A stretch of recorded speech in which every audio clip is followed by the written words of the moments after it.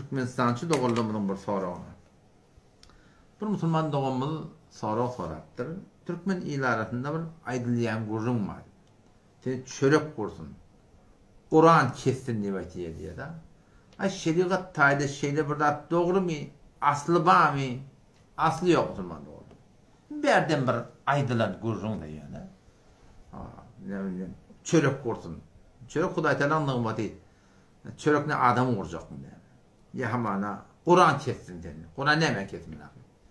On böyle bir berde Türkmenlerin öz diline alan kefi, Türkmen ağanşa aytyan kefi, şeriat boyunca bunda bir ağram yok. Ha yaşa yorup belli dediği, şeyle dediği, yine bırak dediği, bıraktan yana yorsan olur. Yani kitabı öyle bizde bir gurun yok yani.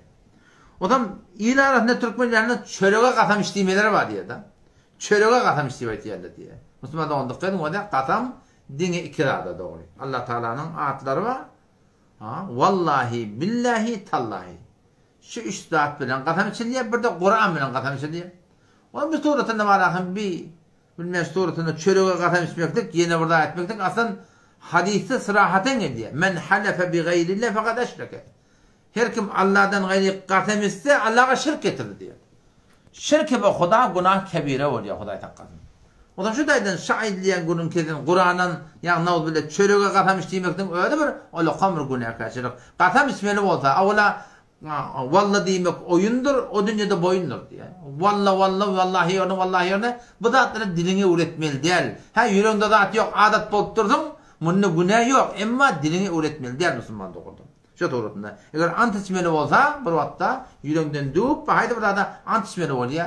Peygamberimiz de var suretinde hak sabit etmeli olan yerlerine antisiptir. Hakka kasam içmeklikten de bir çekip durmalı. Birinin kurşanını görüp durdun. Haydi bir adamın hakkının nahak olanını görüp durdun. Yine de kimsenin dağıtıya varmalı, hükümet ağa varmalı, devlet ağa varmalı, onun teşhide şahit olmalı. Elin Kur'an'ın üstüne kasam içmeli, hiç zaten korkma. Vakti Allah'dan korkup aynı gören de adına kasam içiyorsun değil mi? Bunda hiç bir ayıp yok yani. Ya Türkmenler olsun kasamdan korkuyor diye adam hakkına hak edip biliyorsun. Allah Tebarek ve Teala imanlı adamla bir sıfatını, cenneti adamla bir sıfatını, çın imanlı adamla bir sıfatını وَالَّذ۪ينَهُمْ بِشَهَادَاتِهِمْ قَائِمُونَ diye. Yani şahitlik verme olanlar dimdik duruyor Allah diye. Görüp durdun mu? Her kim olsun, haydi bir yağday olsun, sen şu dağda bir ten yanında şahitçilik var, sen bilip durdun şu dağda hakkın emeliğini, zarur gerekli şu dağda şeriat boyunca biz şuna barıp şahitçilik vermeklik bizim vazifemiz o yani.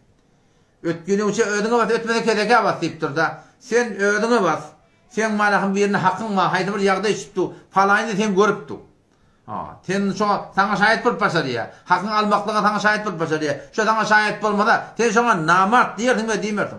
Sen namart bilip durdun. Sen bu elin gevun için, atan gevun için, doğunun gevun için, yeni varan gevun için gelip şahitçilik vermeyen durdun. Sen yaradanın gevune deyip durdun aferin. Ne kadar narat var ondan, ne kadar kıyın var sonra şey değil mi? Aynı şey doğrultunda hakkımız yok, ecadamız yok yani şeriat boyunca bir şahitçilik görüp da batırmaklığa yani. Şu doğrultunda. O da bu tarafta Türkmenlerin çörüge ant işlemediği, çörüge kasam işlemediği bu Huday Teala'nın malahim, Peygamber'in aydan ne var? Bu Huday Teala şirk getirmek bu bir o kamr günahkarçılık yani. Ya hamana burada oğurlanma divayet yedi Türkmen ağa. Ne mi divayet yedi? Çörüge kettin min alamak diye divayet yedi.